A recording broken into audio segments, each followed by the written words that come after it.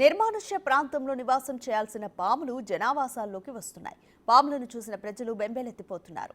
తాజాగా నాచారంలోని దుర్గానగర్లో ఉన్న శివాలయంలో 2 తలల పాము ప్రత్యక్షమైంది.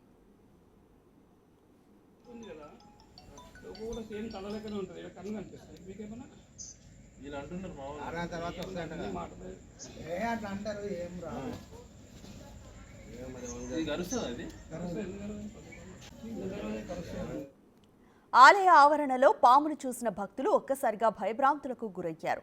పాము దేవాలయంలోకి రావడంతో అటవీశాఖ అధికారులకు సమాచారం ఇచ్చారు ఆలయ నిర్వాహకులు. అటవీశాఖ అధికారులు ఆలయానికి చేరుకుని పామును పట్టుకుని అక్కడి నుంచి బయటకు తీసుకెళ్లారు. శివాలయం నుంచి పామును బయటకు తీసుకుపోవడంతో భక్తులు ఊపిరి పీల్చుకున్నారు. అనంతరం శివాలయంలో యథావిధిగా పూజా కార్యక్రమాలు నిర్వహించారు అర్చకులు.